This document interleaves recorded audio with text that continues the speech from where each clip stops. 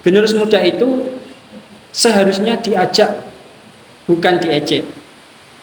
Generasi muda itu seharusnya dibina, bukan dihina. Generasi muda itu seharusnya dituntun, bukan dituntut. Generasi muda itu harusnya diarahkan, bukan dipatahkan.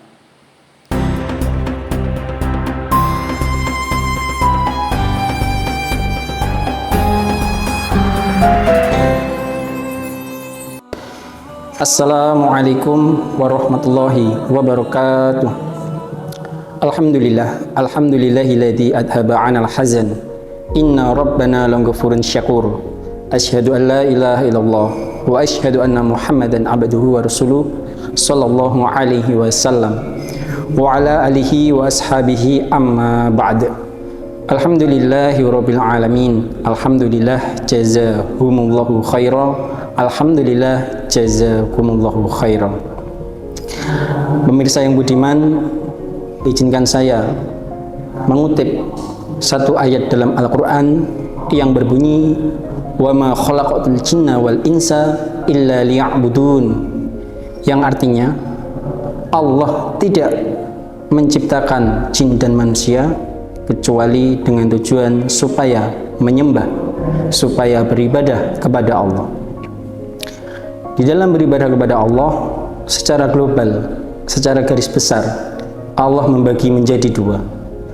Yang pertama, ibadah mahdhah. Yang kedua, ibadah ghairu mahdhah. Ibadah mahdhah ialah ibadah yang tata caranya sudah ditentukan secara baku oleh Allah dan Rasul, seperti ibadah sholat, ibadah puasa, ibadah zakat, ibadah haji, dan yang lain-lain. Sedangkan ibadah ghairu mahdhah ialah ibadah yang tata caranya tidak ditentukan secara baku oleh Allah Rasul. Misalnya seperti silaturahim. Di dalam silaturahim tidak terlepas dari interaksi dan komunikasi. Di dalam interaksi dan komunikasi inilah Allah Rasul juga perintah supaya bisa berbicara dengan yang baik. Maka untuk kali ini kami memberi tema hifdzul lisan wa thayyibul kalam, guard your mouth and speak softly, menjaga mulut dan berbicara dengan lemah lembut. Para pemirsa, kalau Allah Ta'ala, Allah berfirman,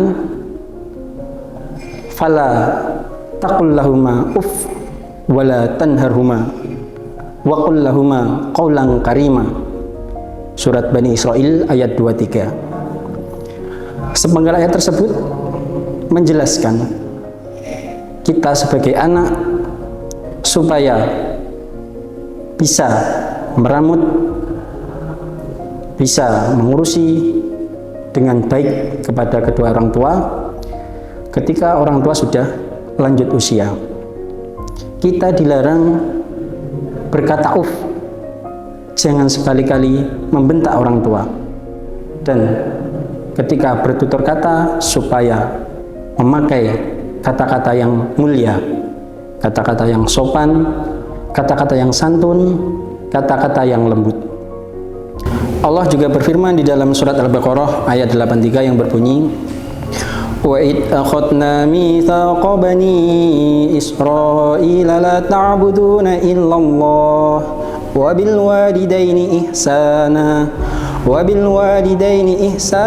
dhil qurba wal yatama wal masakin wa qulu lin-nasi husna.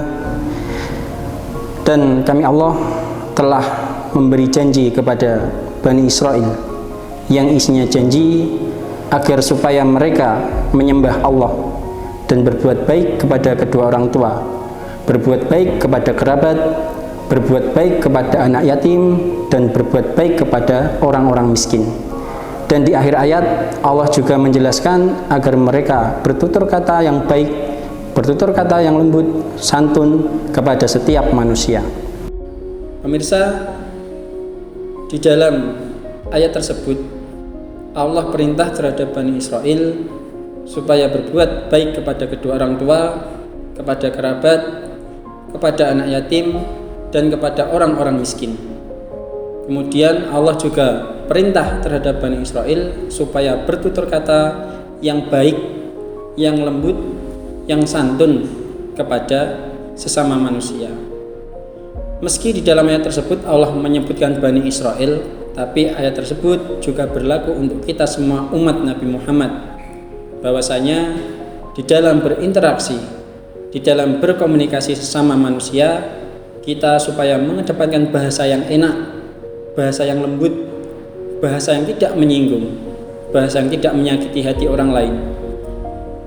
Diperkuat oleh sabda Nabi Sallallahu Alaihi Wasallam, al-muslimu man salimal muslimuna min lisanihi wa yadihi. Yang dikatakan orang Islam yang sejati ialah apabila orang-orang Islam yang lain tidak merasakan kejelekan lisannya, juga tidak merasakan kejelekan tangannya. Dan di dalam berkomunikasi kita supaya lebih berhati-hati, hifdzul lisan wa thayyibul kalam, menjaga mulut dan berbicara dengan lembut. Ada cerita seorang generus muda yang dulunya disaksikan tertib, disaksikan baik, rajin ibadah, sering ke majelis taklim. Suatu hari karena pengaruh circle pertemanan, akhirnya dia menjadi perokok aktif. Meski menjadi perokok yang aktif, dia masih tertib ke masjid, dia masih sering mendatangi majelis taklim. Namun merokoknya ini diketahui oleh salah satu generasi tua di tempat tersebut. Mengetahui hal tersebut, generasi tua ini alih-alih memberikan nasihat yang baik, yang enak didengar, pahit madu, menjaga perasaan, ternyata justru malah memberi nasihat yang memojokkan, menyudutkan, merendahkan dan menjatuhkan. Akhirnya lantaran ucapan tersebut dari generasi tua, si generasi muda ini lama-lama tidak datang ke masjid, tidak mendatangi majelis taklim. Memang tidak tertib, tidak rajin beribadah, tidak tertib ke majelis taklim, itu merupakan suatu hal yang salah.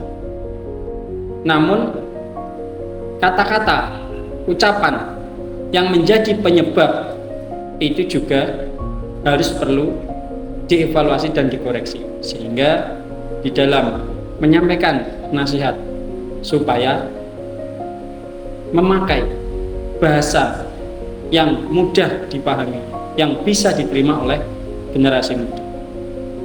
Sebagai generasi tua, seharusnya kita itu tidak hanya sekedar memberi nasihat yang memukul sehingga lupa caranya merangkul. Seharusnya kita tidak hanya sekedar ingin didengar sehingga lupa caranya untuk mendengar. Seharusnya kita tidak hanya ngomongi sehingga lupa caranya ngajak ngomong. Generasi muda itu seharusnya diajak, bukan diejek.